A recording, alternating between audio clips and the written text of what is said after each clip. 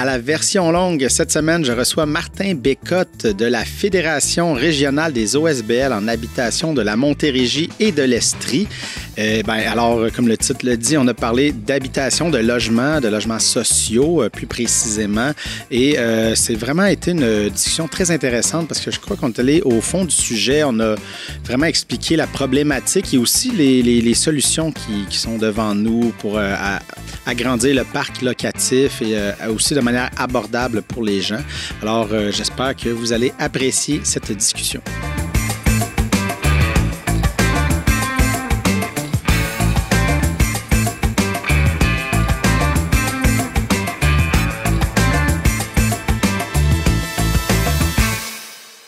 Monsieur Martin Bécotte, merci beaucoup d'avoir accepté mon invitation ce matin. Parler de logements sociaux, on dirait que c'est à la mode ces temps-ci. On entend parler beaucoup de la problématique du logement.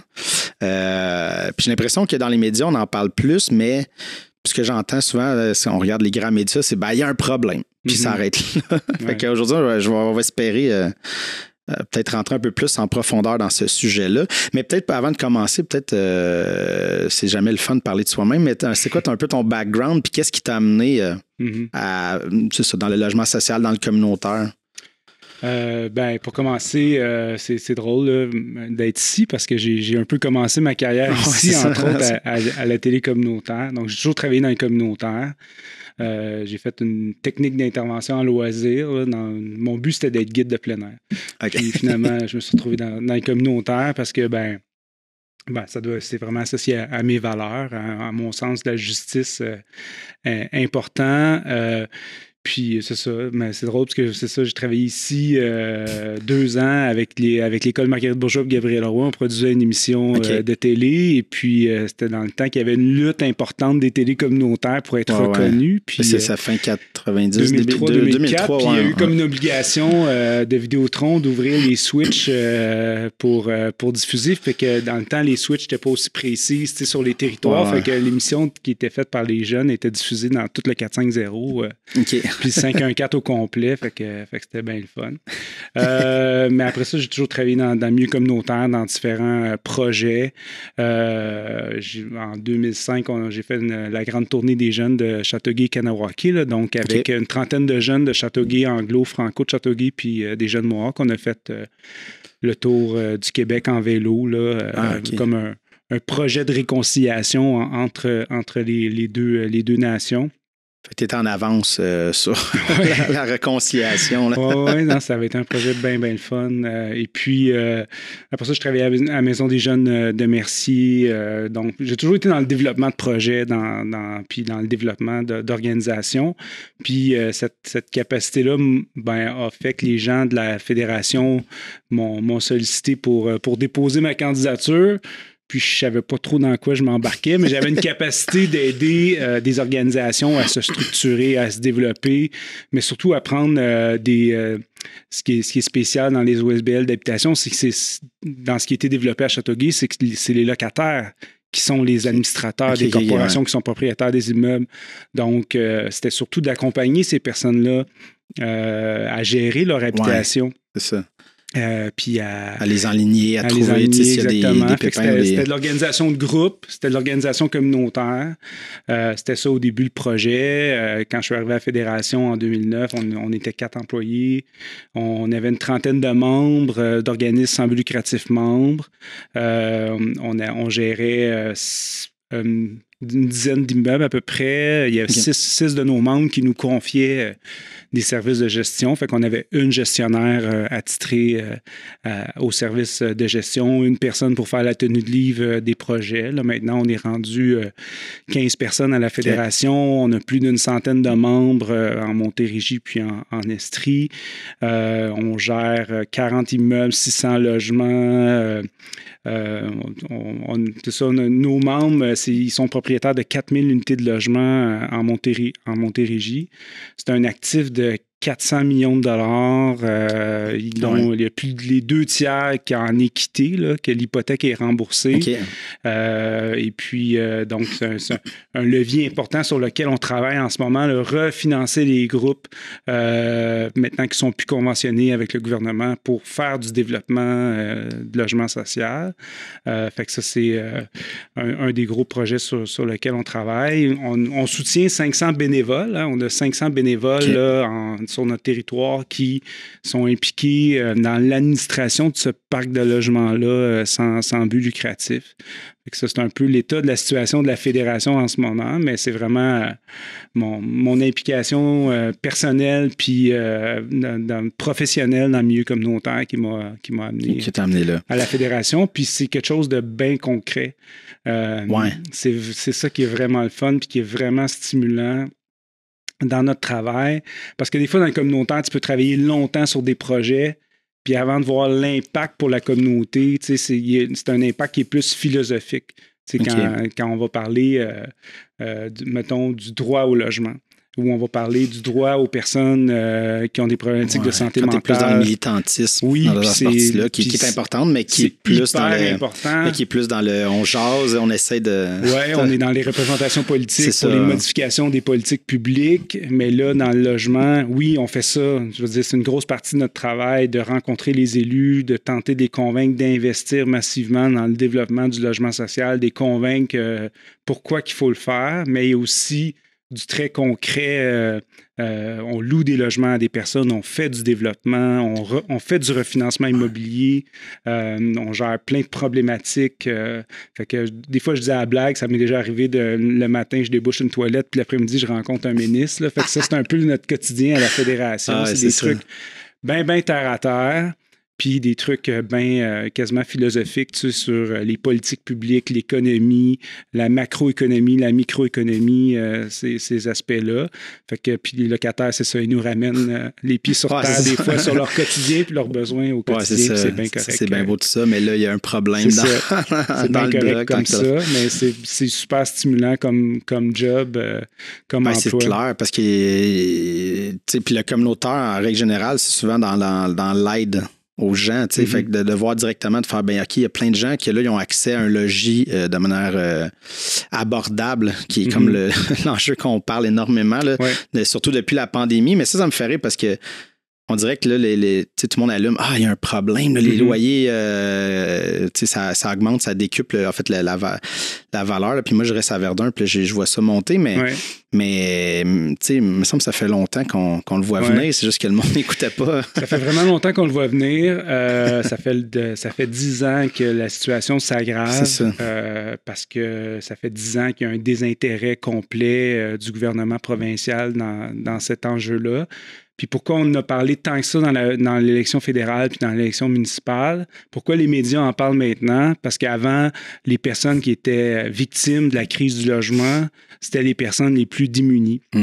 Là, maintenant, les victimes de la crise du logement, c'est tout le monde. C'est la classe moyenne. Ça rattrape la classe moyenne. Là, les journalistes que ça intéressait pas, cet enjeu-là, ils vivent personnellement ou ils connaissent des gens dans leur famille qui sont incapables de se loger dignement, qui utilisent trop une grosse portion de leurs revenus pour se loger, qui sont pas capables de s'acheter une maison à cause de la rareté du logement. Puis le Canada, c'est le pays du G7 où est-ce qu'il y a le moins d'habitations confondues par habitant. Donc, il n'y a pas assez de maisons, il n'y a pas assez de logements, il n'y a pas assez de condos, il n'y a pas assez de toute forme de logement pour répondre aux besoins de la population. Puis ça a toujours été les victimes, c'était les personnes qu'on retrouve dans la rue, qui sont itinérants, les femmes, les personnes racisées, qui sont maintenant les principales victimes. Donc, il y a des personnes qui sont quand même capables de se loger dans le marché actuellement, mais qu'avec les 2-3 dernières années, l'accentuation de la crise, utilisent vraiment une grande part de leur loyer pour se loger, que ce soit en habitation privée ou en logement. Et puis là, ça vient affecter là, vraiment la classe moyenne. Puis, ça vient affecter, ça a beaucoup d'impact là, sur plein d'enjeux qui préoccupent les élus.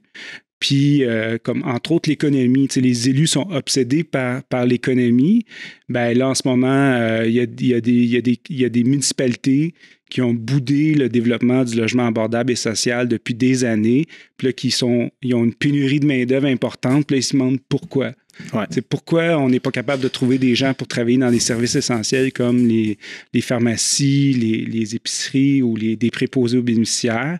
Ben, qu'est-ce que tu offres comme c'est quoi l'offre de logement dans ta communauté? Ouais. Est-ce que tu offres une offre de logement diversifiée ou depuis 20 ans, tu fais juste développer du condo 4,5? Ouais, puis du 2 étages, les maisons. Puis du bungalow. Ben, je veux dire, la pénurie de main-d'œuvre, 60% de la pénurie de main-d'œuvre, c'est pour des jobs à 16 $ de l'heure en moyenne. Ouais. Donc, à 16 $ de l'heure, tu ne peux pas te payer un 4,5 à 1300 $ par mois. Non. Puis on a vu tous les reportages dans les derniers mois sur des ménages, là, des personnes qui sont préposées aux bénéficiaires, des personnes qui travaillent dans des CPE, qui disent, moi, mon objectif là, pour sortir de la rue, c'est de trouver un logement à 1300 $ par mois. Je connais bien du monde qui ont acheté des maisons il y a une dizaine d'années que leur hypothèque est pas mal moins élevée que ça. C'est ça. Le maire de Terrebonne, je pense, disait que les infirmières, pour qu'ils viennent travailler dans l'hôpital, ne trouvaient pas de logement dans sa communauté. Donc, on est rendu même aux personnes comme des infirmières qui sont incapables de se loger. Fait que ça a vraiment beaucoup d'impact, cette négligence-là de l'État, ce désintérêt-là des 3 paliers de gouvernement, là, cet enjeu-là, c'est un facteur d'enrichissement d'une petite minorité de personnes qui sont vraiment très, très... Ça les enrichit beaucoup, mais ça nous appauvrit tous collectivement. Donc, pourquoi on en parle tant maintenant? Pourquoi c'est à la mode? Ben, je suis bien content que ça soit à la mode. Oui, c'est ça. Ceci dit, il faut agir. Parce que c'est ça. Tu sais, c'est sûr qu'il y a un attrait, tu sais, on laisse les promoteurs dire, ben là, je vais vous construire là, tout le champ ici, on va faire du condo de luxe, des maisons des affaires. Puis là, tu vas baquer avec les prix, les taxes vont venir. Fait que là, tu vas, tu sais, OK, ben correct, mais à un moment donné, il faut que le monde puisse avoir les moyens de l'acheter, tu sais. Ouais. Puis c'est que là, tu vas juste aller dans une catégorie de gens qui, justement, vont pas aller travailler comme emballeur, comme commis dans des grandes surfaces ou des magasins, tu sais. Oui, puis la réflexion, l'idée que les gens ont de c'est qui les travailleurs, justement, dans les services essentiels, la base de notre économie, on pense toujours que c'est des étudiants qui travaillent la fin de semaine, là, mais c'est majoritairement des femmes. Je pense que c'est 70% des travailleurs. C'est 800 000 travailleurs au Québec qui gagnent 15 $ et moins. Pour la majorité, c'est une job à temps plein. Puis il y a 30% qui ont des enfants. Il y a 50%, c'est l'unique revenu du ménage. Et puis, on est complètement désintéressé de leur situation d'habitation. Et il y a comme un deal qui s'est brisé, là, un contrat social qui dit que si je travaille à temps plein, faut minimalement que je puisse me payer un logement qui a du bon sens, une épicerie, un petit peu de loisirs, du transport. C'est que ce contrat-là, il est brisé, puis c'est entre autres à cause des enjeux de l'habitation, puis du désintérêt complet de l'équilibre de l'offre d'habitation de l'État. Puis pour les on parle du rôle du municipal. C'est vrai que c'est compliqué pour un maire ou un conseil municipal de planifier le développement. C'est compliqué de faire du logement social et abordable à cause du désintérêt puis des problématiques des programmes.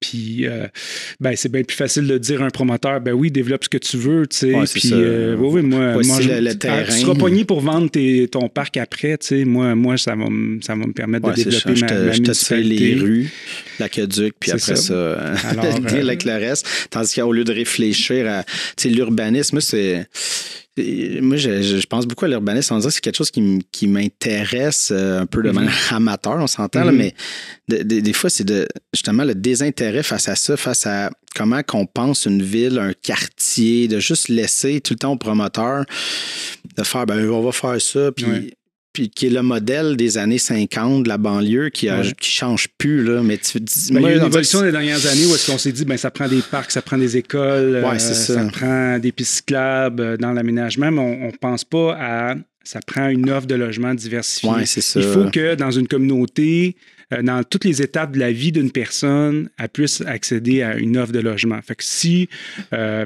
en ce moment, on travaille sur un projet à Sainte-Julie, je donne souvent Sainte-Julie en exemple, qui n'ont rien fait en termes de développement depuis 30 ans.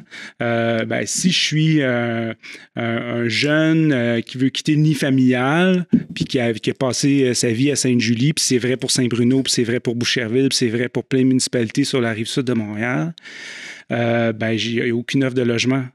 Je ne vais pas m'acheter un bungalow en sortant des études, donc je veux rester dans ma communauté.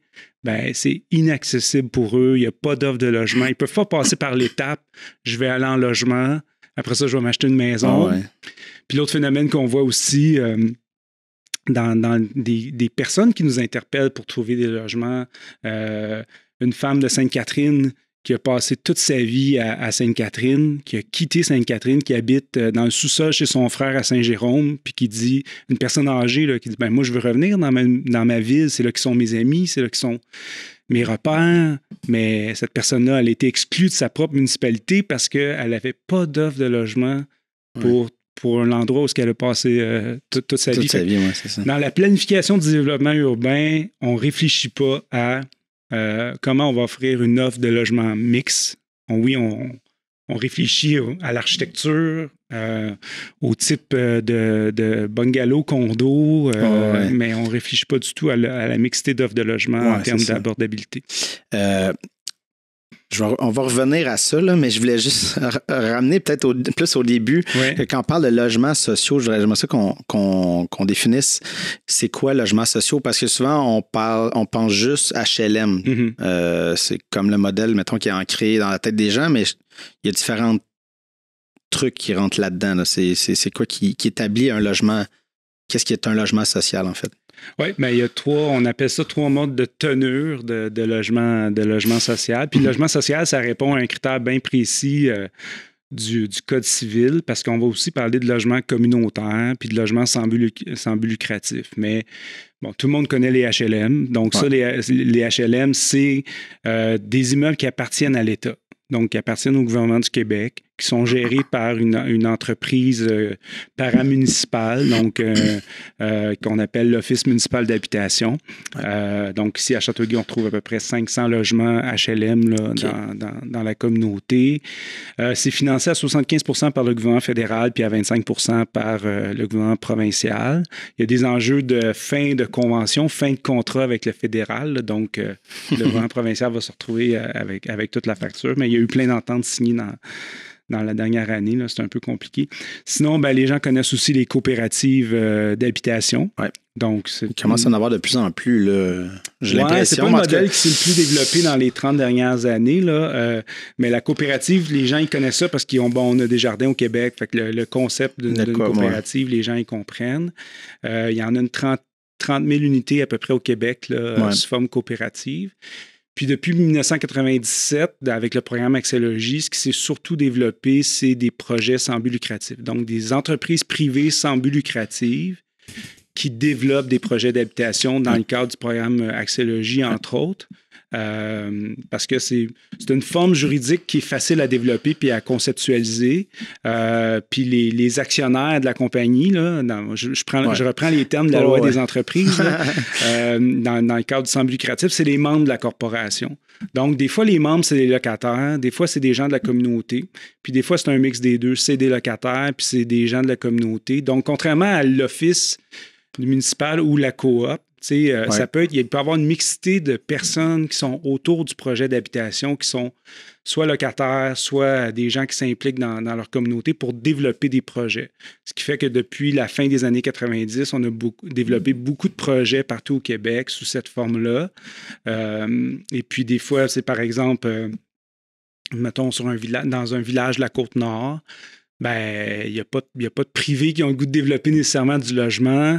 Les locataires, développer une coop, c'est un peu compliqué. Une coop, ça exprime que tout le monde doit s'impliquer dans la gestion de la coop. Des fois, c'est pas ça qu'ils recherchent. Développer une paramunicipale juste pour gérer un immeuble, on a développé beaucoup d'OSBL d'habitation. Et là, on appelle ça le logement communautaire. Ouais. Donc, souvent dans un projet typique, là, que dans le programme Accès-Logis, on va retrouver 50% des locataires qui ont une aide pour payer leur logement. Donc, on appelle ça un supplément au loyer. Donc, ces locataires-là, ils doivent gagner des revenus maximum. Là. S'ils gagnent plus que ça, ils n'ont pas droit à la subvention. Fait que l'État les aide là, entre le coût du logement qui est établi au début du projet et la capacité de payer du locataire pour qu'il ne paye pas plus que 25% de ses revenus. Donc, ça, l'État va aider. Puis 50% des locataires de l'immeuble, eux, ils n'ont pas de subvention. Par contre, vu que c'est un immeuble qui est sans but lucratif, le loyer est établi à l'année 1 à peu près à 95% du loyer médian de la région. Okay. Puis après ça, le loyer va augmenter un peu à chaque année de à peu près 1% en moyenne, là, ou 2%. Là. En fait, on suit les règles de la régie. Les règles de la régie. Mais ça permettrait en fait que, c'est ça, c'est pas nécessairement du monde qui ont des faibles salaires, mais du monde, justement, parce que là, comme on parle que la classe moyenne commence à avoir de la misère à payer les loyers privés, est-ce qu'il y aurait accès à des logements? En fait, le concept d'Accès-Logis, il y avait une optique de mixité sociale dans les projets. C'est-à-dire que, premièrement, il y avait un objectif d'autogestion du projet par la communauté. Ou par les locataires. Puis il y avait aussi l'idée de la mixité sociale était bien importante. C'est-à-dire que de retrouver dans l'immeuble des personnes qui ont des grandes difficultés personnelles, que ce soit financières, physiques ou des problématiques de santé mentale, là, qui se retrouvent, qui sont vraiment incapables là, de subvenir à leurs besoins puis ont besoin de cette aide-là. Puis aussi avec des travailleurs mixé dans l'immeuble. Ça a un effet bien simple, là, c'est que dans le jour, l'immeuble, il se vide de la moitié, et même plus. Il y a des gens qui vont travailler, il y a des gens qui vont à l'école. Fait que ça change la dynamique dans l'immeuble. Ça crée une dynamique positive, ça crée une énergie dans le projet. Puis vu qu'on est en autogestion, ben ça permet...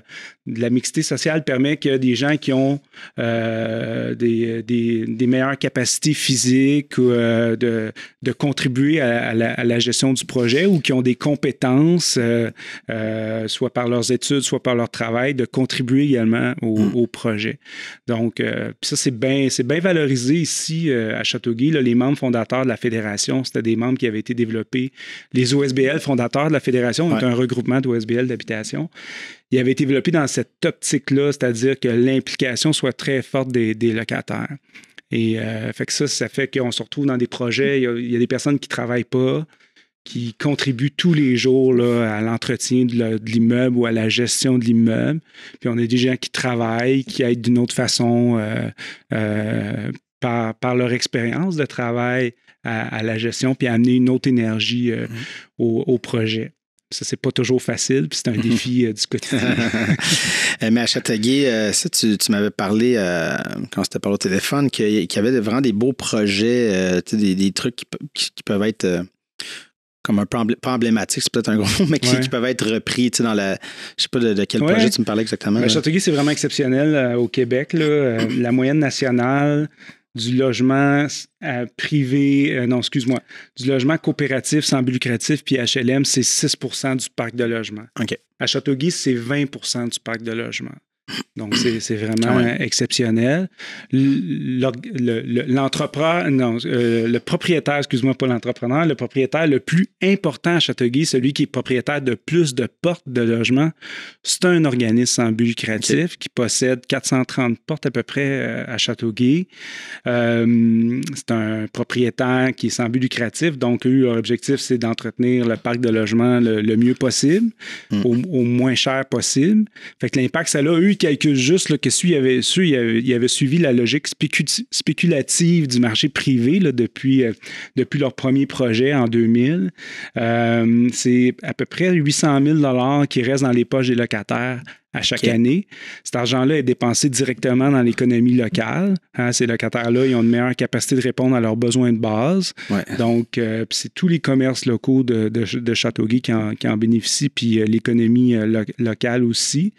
Puis la plupart de leurs projets d'habitation, ils ont été développés sans subvention gouvernementale. Je suis absolument pas contre les subventions gouvernementales, bien au contraire. Puis vraiment, on pourra en reparler. Du niveau de financement public du logement social, c'est assez triste.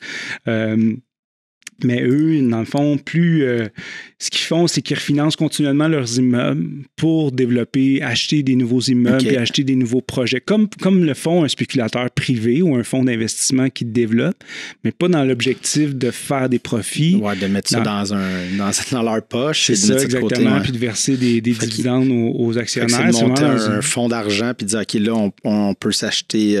à chaque fois qu'ils augmentent leur capacité de refinancement, ben ils refinancent les immeubles, puis je pense qu'ils achètent... C'est exponentiel. Là. Plus ils achètent d'immeubles, plus qu'ils se développent une capacité de développement puis d'achat, ce qui fait que Solide sont rendus presque à 600 logements, ils ont des immeubles à Longueuil, des immeubles à Verdun, donc ils ont une capacité importante. Sinon, on a un OSBL d'habitation qui est vraiment un modèle au Québec en termes d'autogestion par les locataires. Puis ça, c'est vraiment pas facile, là. Puis c'est pas... je veux pas idéaliser le modèle, mais c'est un défi pour vrai. Mais je pense que c'est une belle réussite, puis c'est un beau modèle au Québec. Sinon, ben, on a l'Office municipal d'habitation aussi, qui a à peu près 500 unités. Puis il y a vraiment eu... comment ça s'est développé, tout ça, c'est que... Mais ça fait longtemps. Ça fait 40 ans qu'il y a des militants à Châteauguay pour le droit au logement. Puis à un moment donné, ils ont tellement bien fait leur travail que les élus municipaux ont embarqué aussi dans le projet puis dans l'idée en se disant, ben ça enrichit tout le monde d'avoir un parc de logement à Châteauguay qui est bien entretenu, qui est abordable, plutôt que les propriétaires du parc de logement, ce soit des spéculateurs, des fonds d'investissement qui ne sont pas nécessairement de Châteauguay. Donc, fait que on est mieux de garder l'argent dans notre communauté. Fait que ça a des effets vraiment très, très bénéfiques, très importants pour notre communauté. Ça force les autres propriétaires privés à Châteauguay à mieux entretenir leur parc de logement, à mieux contrôler leur prix de loyer. Avant la crise du logement, là, parce qu'à Châteauguay, on y goûte aussi, là, le taux d'occupation est en bas d'1%, mais notre situation est plus enviable que celle du reste du Roussillon, par exemple, où est-ce qu'il ne s'est pas fait grand-chose. Là. Saint-Constant un peu, mais sinon, les autres villes du Roussillon, là, il ne s'est pas fait grand-chose dans les dernières années, puis eux sont frappés de plein fouet par la crise du logement. Ça a un impact aussi important pour le prix des maisons. Hein? C'est-à-dire que, quand je te disais que ça affecte aussi la classe moyenne maintenant, c'est-à-dire que la rareté des logements, les 10 000 logements qui sont budgétés par le gouvernement du Québec, mais qui ne sont pas livrés parce qu'il n'y a pas assez d'argent attribué à chaque unité là, pour être capable de les livrer. Ben, ça fait qu'il y a une rareté de logements. La spéculation immobilière en logement en fait qu'il y a des gens qui étaient locataires par choix, puis là, qui ont vu qu'ils pouvaient être victimes de rénoviction, ils pouvaient être victimes d'augmentation de loyer qui était illégal, puis que c'est dur se battre contre ça, ben ils ont dit, ben non, c'est correct, là, je vais rentrer dans le prix, je vais rentrer dans le marché immobilier, je vais m'acheter une maison, parce que c'est à 1 500 $ un loyer, un 4,5 par mois, tant qu'à ça, je vais aller m'acheter une maison. C'est ce qu'on a vécu pendant la pandémie sur le marché immobilier, c'est qu'il y a plein de locataires qui se sont dit, ben tant qu'à me faire... que mes droits ne soient pas respectés, que ça coûte les yeux de la tête. Tant qu'à ça, je vais investir dans l'immobilier. Puis là, on s'est retrouvé avec une augmentation des prix de l'immobilier important. Puis les gagnants de ça, c'est pas tant les propriétaires de maisons, parce que si tu vends ta maison 400 000, il faut toujours bien que tu en achètes une autre. Puis là, tous les prix ont augmenté. Sinon, c'est les personnes qui... âgés, bon, ben c'est intéressant pour eux de vendre une maison très chère, mais on s'enligne vers une privatisation des services aux personnes âgées, avec les résidences pour privées de personnes âgées avec des loyers moyens pour une personne de 2 000 $ par mois. Je veux dire, c'est pas long qu'ils vont passer à travers leur capital. Si on a fait le choix comme société que le logement soit privatisé, ben au final, il y a quelques gagnants, hein, dont des fonds d'investissement étrangers étrangers, les banques qui sont bien contentes qu'on paye 400 000 pour un bungalow brun à Châteauguay parce que ça veut dire 400 000 d'intérêt souvent donc c'est des revenus importants pour les banques. C'est de l'argent qui s'en va à Toronto, qui ne reste pas dans nos communautés. Fait qu'on est...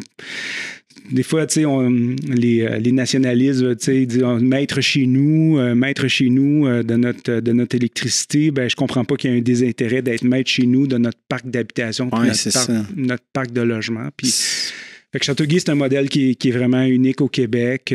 C'est un modèle qu'on devrait revoir utilisé dans plusieurs communautés, entre autres d'avoir une organisation qui a la capacité de socialiser le parc de logement, d'acheter des immeubles de logement dans le marché privé. Ça l'aide beaucoup. L'effet n'est pas immédiat, l'effet est sur le long terme. Les projets d'habitation qu'on développe avec à 95% du loyer médian, 10 ans plus tard, ils sont rendus à 80% du loyer médian, 85% du loyer médian. Ça veut dire que les propriétaires privés, ils ne respectent pas les normes de la régie. Ça veut dire qu'ils augmentent leur loyer beaucoup plus vite que nous qui suivons les règles de la régie. Donc, ce qui fait que quand on achète un immeuble dans le marché privé, il n'y a pas d'effet immédiat pour les locataires, sinon un propriétaire plus respectueux. Mais dans le temps, sur 10 ans, 15 ans, 20 ans, on vient chercher beaucoup d'abordabilité dans ce parc de logements-là, sans que ça ne coûte rien à l'État. Puis l'État pourrait nous aider à faire ça avec, des subventions, mais avec des mécanismes, par exemple, de garantie hypothécaire ou des choses comme ça. Okay. Mais ça fait plusieurs fois qu'on le dit, puis il y a vraiment un désintéressement important des élus sur ces outils-là. Non, c'est ça. Puis, tu sais, il y a quelque chose de fâchant, je veux dire, quand je passe des soirées avec des amis puis que l'on veut refaire le monde, mais il y a quelque chose qui me rentre pas dans la tête, justement, que ce soit autant laissé à l'habitation, c'est une façon d'enrichir notre avenir. Mais ça, c'est comme le vieux modèle. On achète une maison, puis on va la vendre vieux, puis on va avoir fait de l'argent, puis c'est comme une façon de placer de l'argent. Puis je comprends d'une certaine façon, mais de laisser complètement, comme au privé, la spéculation, fait que là, les prix augmentent énormément en 2 ans, puis tu dis OK, mais ça n'a plus de sens là, puis de voir moi j'habite Verdun, il y a beaucoup de duplex, de triplex, mais de voir ces trucs-là qui avaient été créés à la base pour aider justement la classe moyenne c'est l'idée que je vais avoir un logement, puis le deuxième étage va m'aider à payer, mais maintenant c'est que les propriétaires, c'est même plus comme ils m'aident à payer mon hypothèque, c'est qu'ils veulent faire de l'argent avec l'hypothèque. C'est complètement... C'était pas ça la création des duplex et des triplex. C'était de dire, moi, avec l'hypothèque, je me mets de l'argent de côté pour plus tard et les locataires m'aident à payer. Mais c'est ça. Mais là, c'est quasiment plus ça. Là. Les prix augmentent puis tu as du monde que... Tu vois des prix augmentés de place que c'est même pas qui a été vendu, c'est le même propriétaire, mais il voit le marché lever, fait que là, il essaie tout de lever le prix, puis il en manque, fait que là, les gens, il y a plein de monde. Tu vas toujours trouver quelqu'un qui va dire oui. Pour le prendre parce qu'il en manque. Fait que je vais le prendre, tu sais. Puis même moi, mettons, là, je paye 900, mettons, pour un 4,5, mais puis là, je suis seul, mais tu sais, à un moment donné, je parlais à ma mère, puis elle me disait, mais peut-être tu peux trouver un 3,5, mais je ne trouverais pas un 3,5 à 900, sur Warbonne 900, tu sais, fait que tant qu'à faire, je vais rester dans mon 4,5, tu sais. Fait que des fois, c'est ça, il y a cette folie-là de comment je pense sûr je vais trouver. Oui, mais c'est vraiment triste, des intérêts sur cet enjeu-là. Puis régler la crise du logement, je veux dire, ça coûte pas des centaines de milliards, là. On pourrait, avec un investissement entre 10 et 20 milliards sur 35 ans, là, bien utilisé, régler la crise du logement. Les partis les plus à gauche au Québec, ils ont dans leur programme de construire dans un mandat 50 000 unités de logement. Des fois, on parle, mettons, du troisième lien, on parle de 10 milliards de dollars. Des fois, je dis à la joke, moi, pour le même prix, pas moi, là, mais la communauté du logement social et communautaire, les groupes développeurs, les groupes propriétaires, les regroupements, on peut faire 50 000 logements du bon côté du fleuve. Les gens n'ont plus besoin de traverser le fleuve pour aller travailler. Fait que dans le fond, avec 10 milliards, on fait pour vrai, dans les cadres actuels du programme Accélologie, on pourrait construire 66 000 unités de logements au Québec.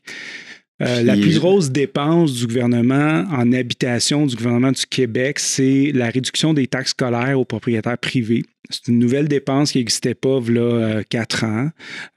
Donc, le gouvernement a souhaité uniformiser les coûts des taxes scolaires partout au Québec. Moi, je n'ai pas de problème avec ça. Excuse, c'est une dépense d'1,2 milliard par année que le gouvernement fait pour toujours à partir de maintenant. Là. C'est une nouvelle entrée dans le budget. Ça a été instauré par les libéraux en pleine mesure d'austérité, entre autres en logement social. Donc, l'argent pourquoi on dépense le plus au Québec, c'est aider les propriétaires de bungalows. Là. Moi, j'ai pas de problème avec ça. C'est juste très injuste par rapport aux locataires. C'est le double des dépenses du gouvernement du Québec en logement social. Donc, c'est à peu près 600-700 millions que dépense le gouvernement du Québec par année dans l'ensemble des programmes de logement social. Donc, entre autres, les HLM existants, leur entretien, puis tout ça, les suppléments au loyer aux locataires, puis le développement du programme Accès Logis. Donc, sur 35 ans, ce 1,2 milliard-là va nous coûter collectivement 42 milliards de dollars. Nous, quand on finance un immeuble de logement, on le fait sur 35 ans. Donc, ça coûte à peu près en ce moment construire 300 000 unités de logement. Le gouvernement en ce moment nous accorde comme budget de construction 160 000 par unité de logement. Fait que, oui, tu peux bien budgéter à 160 000 unités, tu peux bien budgéter 20 000 unités. T'sais, ils vont rester dans tes coffres pareil, cet argent-là. Puis en théorie, la façon que le programme fonctionne, c'est il nous donne 80 000 unités. Le reste d'un projet de logement, d'une unité de logement, il est financé par, premièrement, les revenus de loyer des locataires, puis deuxièmement, la communauté, la municipalité. Ce qui fait qu'avec 10 milliards de l'État, là, en dépenses de l'État, on pourrait faire 66 000 unités de logement au Québec. Je pense que ça viendrait vraiment aider énormément la crise du logement. Puis on pourrait même en faire plus, je pense. Mais déjà, ça serait un super départ. Ça aurait des impacts hyper positifs au Québec, premièrement en termes de la construction, ça a un impact direct dans l'économie. Ensuite, le fait que les gens aient plus de revenus disponibles partout au Québec, ça viendrait équilibrer le marché au Québec, autant le marché de l'habitation privée que le marché locatif. Ça viendrait donner plus de revenus disponibles aux personnes. En termes de santé publique, ça aurait un effet vraiment super important. Il y a 2-3 études là, sur cet enjeu-là qui sont vraiment importantes de souligner. Premièrement, une étude de la santé publique de Montréal de 2015, dans laquelle on révèle qu'à Montréal, il y a 50 000 ménages en 2015. J'ai hâte de voir, j'aimerais savoir des chiffres mis à jour là, avec la crise. En 2015, il y a 50 000 ménages qui se privaient de nourriture pour payer leur loyer. Il y a 30 des logements qui avaient des particularités d'insalubrité, que ce soit de la vermine, que ce soit de la moisissure, des choses comme ça. Ça, en termes de santé publique, ça a des impacts hyper importants en termes de coûts sociaux. À peu près 25 des cas de maladies respiratoires chez les enfants de 12 ans et moins sont dus à l'état du logement. Fait que ça, c'est une des études. Une autre étude de 2013, la Société d'habitation du Québec, qui vient démontrer que chaque dollar que le gouvernement met en logement social et communautaire, là, il économise 1,25 $ dans le réseau de la santé. Donc, c'est un bénéfice de 25 %. Je trouve ça pas pire comme investissement public. Je trouve que c'est un maudit bon rendement. C'est vraiment triste que, justement, on n'investisse pas plus dans le logement social et communautaire sachant ça. Donc, les dépenses de la SHQ, c'est à peu près 1 milliard par année, là, parce qu'il y a une contribution du fédéral. Le gouvernement du Québec met à peu près 600-700 millions, puis le reste, il vient du fédéral. Ben, ça vient faire sauver 1 milliard 250 millions dans coûts de santé. C'est ça. Public. Puis ça me fâche parce que ce soit là-dedans ou puis quand je parle à plein d'autres organismes, mais tu sais, c'est qu'on fait jamais le calcul plus loin. Tu sais, c'est tout le temps, là, ça nous coûte ça, tu sais, développer, mettons, mais l'espèce de, mais tu sais, si le monde n'habite pas dans des immeubles avec de la moisissure, ils vont avoir moins de problèmes, ils vont aller moins à l'urgence, ils vont prendre moins de ressources un peu partout.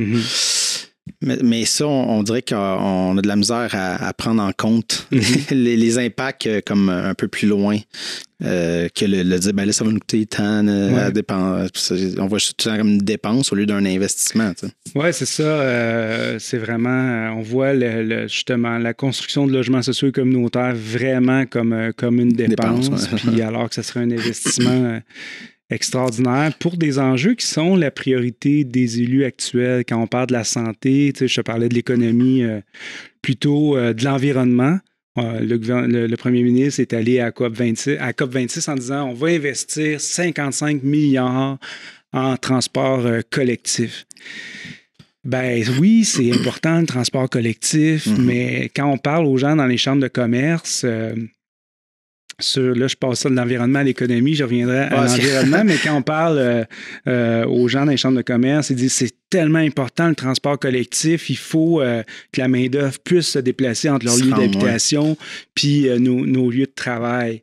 Non, on doit plutôt construire une mixité d'offres de logement proche des parcs industriels, proche des lieux de travail proches des pôles d'emploi pour justement, ça va coûter bien moins cher que de développer du transport en commun avec une flexibilité d'horaire. Les personnes vont toujours choisir l'emploi, tant qu'avoir entre deux jobs ordinaires, là, disons, là, les gens vont choisir la job qui est proche de chez eux. Donc, en termes environnementaux, de réduire la durée du transport, ça a des impacts vraiment importants, que les personnes puissent faire le choix d'avoir seulement une voiture, ça serait un impact vraiment important parce que justement, on essaie de construire des communautés où est-ce que tout est accessible à 5 minutes de marche. Donc, ça viendrait beaucoup aider. Puis ça, on le ferait par des investissements importants en habitation collective. C'est par là que ça doit passer. Fait qu'en termes environnementaux, c'est une priorité des élus. Bien, ça passe par l'habitation. C'est vraiment important. Pour te donner un autre exemple, de l'impact économique, de la négligence sur les enjeux du logement ou du désintérêt. Dans Vaudreuil-Soulanges, en ce moment, on est en train de construire un hôpital de 400 lits. Amazon vient d'ouvrir un centre de tri. Canadian Tire va ouvrir un centre de tri également. Quand on parlait avec la mairesse de Coteau-du-Lac, elle nous disait, nous, on n'est même pas un marché de premier acheteur de maison. On est un marché de deuxième puis troisième acheteur de maison. Puis là, on leur demandait, mais comment les gens vont venir travailler chez Amazon à 18-20$ de l'heure, puis tous les préposés bénéficiaires à l'hôpital, toutes les personnes qui vont faire vivre cet hôpital-là, parce que oui, il y a des médecins et des infirmières dans un hôpital, mais il y a plein de gens qui font de la nourriture, qui nettoient l'hôpital, des préposés bénéficiaires, même avec 26$ de l'heure en maximum, là, c'est vraiment pas... c'est difficile de se loger à ce salaire-là. Donc, eux, ils vont être frappés de plein fouet par la pénurie de main-d'œuvre, puis ça va affecter vraiment les services de l'hôpital. Donc, si les ministres, les élus sont intéressés par les enjeux de l'économie, ben les enjeux de l'habitation sont intrinsèquement reliés. Puis, j'utilisais habitation et éducation parce que je me mets dans ma tête à éducation. Je pense que habitation. Mais moi aussi, j'étais comme dans ma tête en même temps. je réfléchissais à éducation aussi, maintenir, rester à l'école longtemps, étudier longtemps. Les services aux élèves en difficulté. Quand tu habites Montréal, puis tu dois déménager à chaque année, puis t'éloigner de plus en plus de ton quartier d'où tu es né, puis de déménager en banlieue, puis en deuxième banlieue, puis te trouver un logement, ben, à chaque fois, les parents qui ont des enfants avec des difficultés d'apprentissage, ils doivent refaire tout le réseau d'aide autour de l'enfant. Puis qu'un enfant est pas capable d'avoir un endroit pour étudier, le moindrement adapté dans sa maison, le moindrement calme, quand il y a une surpopulation dans les logements, ben, ça affecte, veut pas, la capacité des élèves à apprendre, à avoir des apprentissages. Quand tes parents se privent de nourriture pour payer le loyer, ça affecte aussi la capacité de la diplomation des gens. Puis, donc, l'habitation a des impacts là, sur toutes les priorités des élus, mais la seule qu'ils n'ont pas, c'est l'habitation.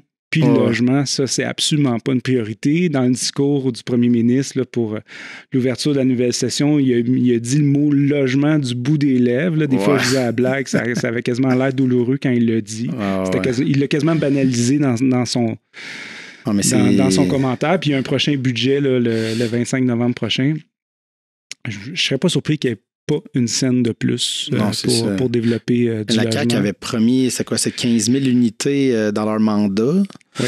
Là, on sait-tu, parce que comme je te parlais avant qu'on commence, là, il y avait je lisais des affaires, on dirait que les chiffres n'étaient pas pareils de si c'est la ministre qui parlait ou ça venait d'une autre source. C'est un peu dur à suivre. Ils annoncent souvent la même unité de logement. C'est qu'ils vont l'annoncer dans le budget. Ensuite, par exemple, dans le dernier budget, ils n'ont pas annoncé de nouvelles unités. Là. Ils ont annoncé des augmentations Ils ont rajouté un 280 millions dans le pot pour développer les unités qui avaient été budgétées par le gouvernement libéral dans le passé, puis que la CAQ s'était engagée à livrer dans le présent mandat. Là, en ce moment, il resterait un 10 000 unités à livrer dans le mandat actuel, des 15 000 unités. Okay, puis il reste un an au mandat. Clairement, on n'y arrivera pas. Dans les coûts de construction autorisés, comme je te disais, c'est 160 000 en moyenne par unité. Fait que le gouvernement nous donne 80 000 à peu près en moyenne par unité de logement pour développer. Il y a un projet en ce moment à Châteauguay que ça fait 5-6 ans que l'OMH travaille. C'est un 72 logements pour personnes âgées. Les plans sont faits. On a déplacé une servitude d'Hydro-Québec. La ville est prête à nous vendre le terrain à un bon prix. Ils maintiennent le prix, même si ça fait 4 ans qu'ils nous ont promis le prix avec l'augmentation des coûts. Okay. Il manque 2 millions pour livrer le projet. Puis si on attend encore, c'est pas 2 millions qui va manquer, c'est 3 millions. Puis si les taux d'intérêt augmentent quand on va signer l'hypothèque, ben le coût va encore augmenter du projet. Fait qu'il manque 2 millions. Puis il manque, moi je pense, le coût de construction réaliste, ce serait 300 000 unités, on nous donne 160 000. Donc, il manque. En ce moment, il y a 800 millions de dollars qui dorment dans les coffres de l'État là, pour livrer les 10 000 unités. Puis je pense qu'il manque un autre 800 millions. Okay. Puis je pense qu'on a les moyens de le financer puis de le faire. Si on donne 1,2 milliard par année aux propriétaires de bungalows pour qu'ils payent moins cher de taxes scolaires, puis ceux qui en bénéficient le plus, c'est pas les propriétaires de bungalows, c'est les propriétaires de châteaux. De maisons à plusieurs millions. Là. Eux, leur économie, là, on parlait, il y avait un journaliste du Journal de Montréal qui parlait de 3 000 d'économie pour le premier ministre puis le ministre des Finances sur leurs taxes scolaires. Donc, plus vous êtes riche, plus que vous bénéficiez de cette aide-là de l'État. Puis, c'est aussi que c'est une équité envers les genres parce que les femmes qui sont propriétaires de bungalows, ils gagnent en moyenne un revenu familial de 20 000 de moins que quand c'est un homme qui est chef de ménage. Donc, les femmes qui sont propriétaires et chefs de ménage ont des plus petites maisons parce qu'ils ont moins de revenus. Donc, eux, ils ont moins d'aide de l'État. Fait que même les dépenses de l'État actuellement, elles sont inéquitables entre les hommes et les femmes. Elles sont aussi inéquitables envers les personnes racisées qui sont plus souvent locataires que propriétaires. Okay. Peut-être qu'on pourrait rentrer un peu dans les différentes branches, tu sais, la municipale, provinciale, fédérale, qu'est-ce que chaque palier, parce que tu sais, des fois, c'est ça, t'as comme Trudeau, là, le fédéral on promet ça, mais ça, des fois, c'est d'un palier à l'autre. On dirait qu'ils ne s'écoutent pas, puis qu'est-ce que chacun peut amener à. Oui, c'est vrai que c'est compliqué. C'est les joies du fédéralisme canadien. C'est sûr que le gouvernement fédéral, sa job dans la vie, là, selon la Constitution canadienne, c'est de s'occuper du CRTC, des zones, des frontières, des postes, puis de l'armée. Ouais. Tu ne gagnes pas une élection avec ça.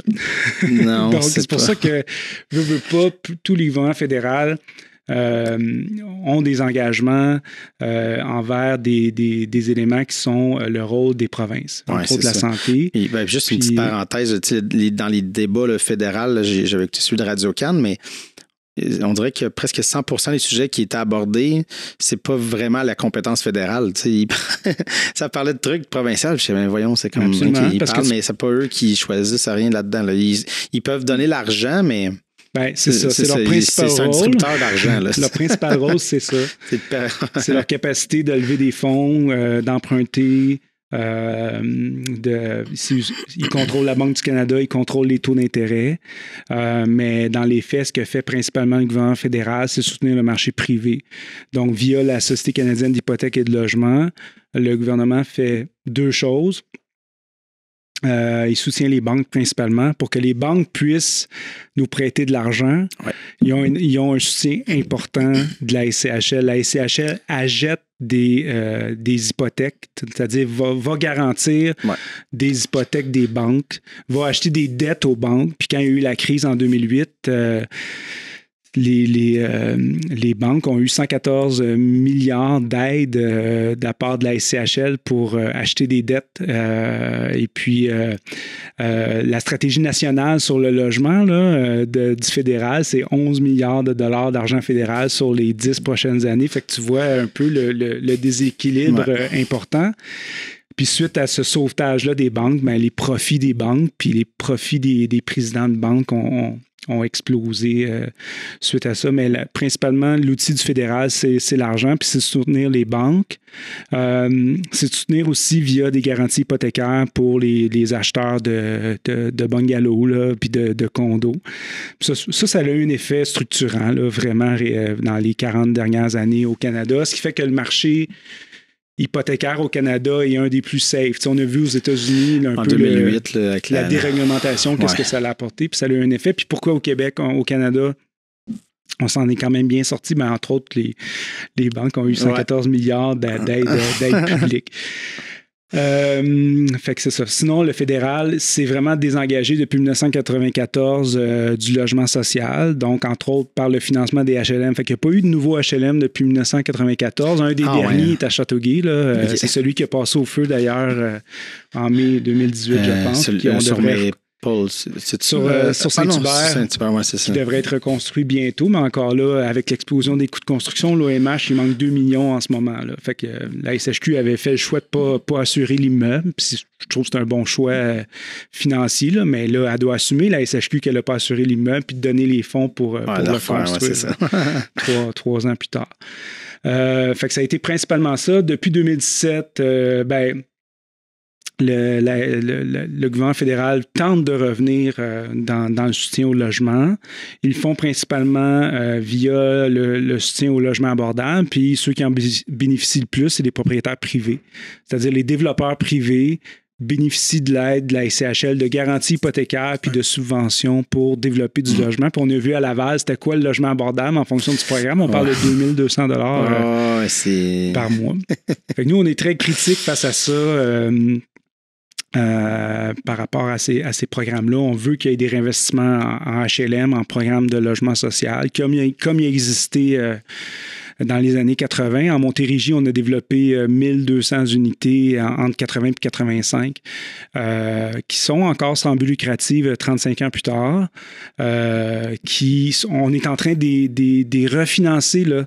On va voir les caisses, les banques pour dire, moi, j'ai un immeuble qui finit de payer, j'ai des rénovations à faire, mais on essaie de développer une formule où est-ce que la banque nous prête le maximum qu'elle peut nous prêter en fonction des revenus de loyer. On fait nos rénovations, puis les centaines de milliers de dollars qui restent, on va les réinvestir pour acheter des immeubles dans le marché privé ou pour construire des nouvelles unités. Là, en ce moment, ce qu'on fait, le fédéral, en soutenant le marché privé comme ça, puis je crois qu'au gouvernement du Québec, c'est l'enlignement qui va être pris aussi de soutenir le marché privé. L'aide qu'on a fait aux organismes en but lucratif au début des années 80, qu'on réinvestit collectivement, là, ça fait qu'on a un parc de logements qui nous appartient tous. Là, l'aide qu'on fait au privé, cette aide-là, elle disparaît. Donc, c'est perdu pour toujours, cette aide-là. Oui, pendant quelques années, ça va peut-être donner du logement abordable, mais il y a un fonds d'investissement international ou un fonds de retraités qui va racheter cet immeuble-là dans quelques années dans le but de spéculer puis d'augmenter les prix puis les loyers. Au niveau provincial, au Québec, il y a une lutte au logement importante qui s'est menée, je te disais à Châteauguay, mais aussi partout au Québec, qui a fait que, contrairement ailleurs au Canada où est-ce qu'on n'a rien fait, on a laissé aller la chose. On a créé, le gouvernement du Québec, en co-construction avec le milieu communautaire, a créé le programme Accès Logis. Et on a construit à peu près 30 000 unités depuis 1997 dans ce programme-là. C'est la principale intervention du gouvernement du Québec dans le programme. Ceci dit, depuis 2012, on est dépassé par les coûts de construction autorisés puis la réalité du marché, fait qu'on est toujours en rattrapage. C'est pour ça qu'on s'est retrouvé avec un 15 000 unités au début du mandat de la CAQ qui était à livrer. Puis plus on attend pour débloquer les fonds pour le livrer, plus ça va coûter cher les construire. Puis ces unités-là, si les libéraux avaient donné les montants nécessaires réalistes pour les construire, et si la CAQ l'avait fait depuis le début du mandat, là, il aurait coûté pas mal moins cher à construire qu'ils vont coûter à construire maintenant, puis on ne serait pas en crise du logement. C'est ça. Donc, ça, c'est les principales interventions du gouvernement du Québec. Il y a, c'est le gouvernement du Québec qui gère le parc d'HLM. Il y a d'autres programmes du gouvernement du Québec. Il y a un programme d'allocation logement pour les personnes de 55 ans et plus qui donne à peu près un maximum de 80 $ par mois en aide. Ça, c'est une autre forme d'aide. Fait que c'est pas mal ça. Il y a aussi le Code civil qui vient régir, puis le tribunal administratif du logement qui vient régir le bail, puis le contrat entre les locataires et les propriétaires. Puis ça, c'est une forme de... c'est une des implications du gouvernement du Québec, là, c'est-à-dire par les faibles lois, de tenter de contrôler la spéculation puis les augmentations de loyers qui seraient illégales. Mais le fardeau de la preuve, il est plus sur les locataires que sur les propriétaires. Puis quand on est... puis les principales victimes de la crise du logement, c'est les femmes, là, les femmes monoparentales. Je veux dire, ils ont des fois d'autres enjeux plus compliqués à gérer. D'aller se battre devant le tribunal. Quand ils se retrouvent dans des situations compliquées, il y a beaucoup de comités logements au Québec, là, mais ils sont sous-financés en termes d'aide qu'ils peuvent apporter. Ce n'est pas des avocats non plus. Les propriétaires privés, ils sont un petit peu mieux équipés juridiquement pour se défendre. Donc, ça, c'est une forme d'aide. Sinon, au niveau municipal, c'est vraiment l'aménagement du territoire. C'est la planification du développement du territoire ou de la revitalisation de certains quartiers. C'est le rôle du municipal. C'est de planifier. On a vu aux dernières élections municipales vraiment que c'était une priorité des nouveaux élus. C'est une priorité de la mairesse de Montréal. C'est une priorité de plusieurs élus, mais ils ont besoin d'un programme national qui soit fonctionnel pour pouvoir développer des unités. Puis ça, c'est vraiment au gouvernement du Québec puis au gouvernement fédéral de donner les moyens aux communautés j'ai quasiment le goût de dire de se battre à armes égales avec des fonds d'investissement de Toronto qui peuvent acheter rapidement n'importe quel terrain qui est à vendre, qui peuvent le laisser en dormance plusieurs années pour développer un projet, pour aller chercher le financement. Puis il y a de plus en plus de fonds boursiers qui se créent aussi pour investir dans l'immobilier. Puis il y a plein de fonds boursiers aussi ou de fonds de retraite, entre autres la Caisse de dépôt et placement. La Caisse de dépôt, dans ses stratégies de placement, elle essaie d'avoir un portefeuille varié. Puis ça, c'est vrai pour tous les fonds de placement dans le monde, là. Fait qu'une des façons d'avoir une sécurité puis d'équilibrer son portefeuille, c'est entre autres d'acheter de l'immobilier. C'est une valeur, c'est une protection contre l'inflation. Puis c'est un marché qui est quand même assez sûr, là. Donc, quand tu veux diversifier un portefeuille, Puis il y a beaucoup de liquidités dans le marché en ce moment. Les entreprises, avant la pandémie, avaient 1 000 milliards de liquidités au Canada, 100 milliards de liquidités au Québec. Fait qu'eux, ils cherchent à placer cet argent-là parce que je ne sais pas pourquoi ils ne la dépensent pas en investissement ou en dividendes, mais ils cherchent au moins à ne pas perdre, à se protéger contre l'inflation, donc à investir, à placer cet argent-là en attendant de l'utiliser. Fait qu'il y a vraiment beaucoup de liquidités. Ça fait 30 ans au Québec puis au Canada qu'on a mis en place des fonds de retraite. C'est beaucoup d'argent qui est placé en ce moment. Fait que même en ce moment, même si les rendements boursiers sont so-so en termes de dividendes, les actions sont chères parce qu'il y a beaucoup de liquidité dans le marché. Les taux d'intérêt sont bas parce qu'il y a beaucoup de liquidité dans le marché. Fait qu'il y a beaucoup de gens qui veulent investir. Fait que, ça fait que le communautaire dans le logement, on est un peu victime de ça aussi. Ouais, c'est ça. Écoute, faut que je t'arrête. On est déjà arrivé à la fin. Mais j'avais peur de ne pas avoir assez de stock pour une heure. Non, mais écoute, puis je pensais que ça y aurait plein d'autres affaires qu'on aurait pu parler, mais on va laisser ça là-dessus. Martin Bécotte, merci beaucoup d'être passé à l'émission. Merci.